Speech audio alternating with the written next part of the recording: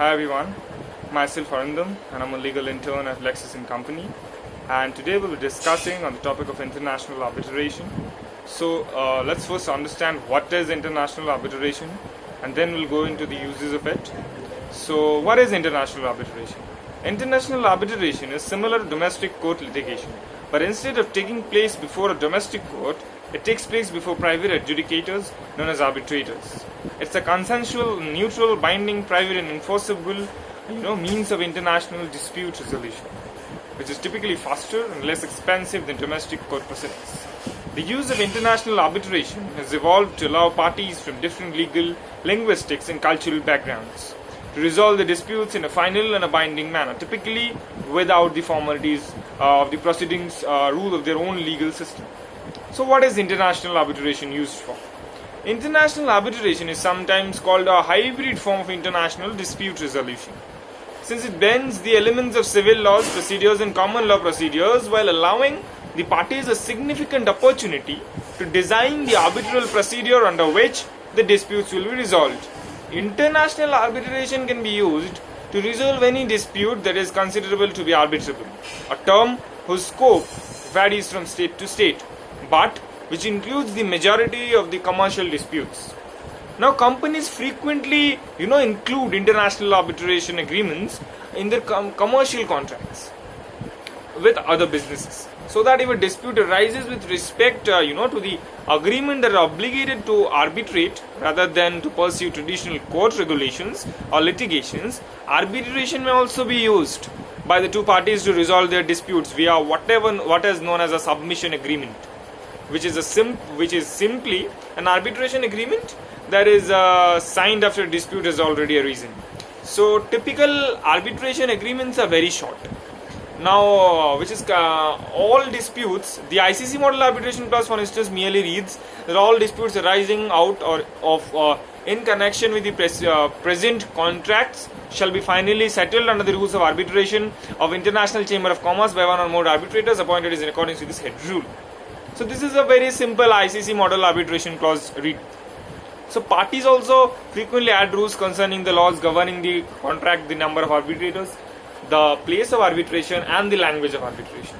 So what are international arbitration rules? Most international arbitration institutes provide rules which governs the resolutions of disputes to be resolved via arbitration. So the best known rule of arbitration includes those of ICC, the International Chamber of Commerce, the LCIA, the London Code of International Arbitration, the ICDR, the International Center for Dispute Resolution of American, Arbitration Association, and the rules of Singapore International Arbitration Center, known as the SIAC, and the HKIAC, the Hong Kong International Arbitration Center. Investment arbitrations are often resolved under the rules of World Bank's International Center for Settlements of Investment Disputes, popularly known as the ICSID, or of the UNITRAL rules, that is the United Nations Commission on International Trade Law, which India follows a bit. So many arbitrations involving Russian businesses takes place under the rules of Stockholm Chamber of Commerce, the SCC. So how are international arbitration awards enforced?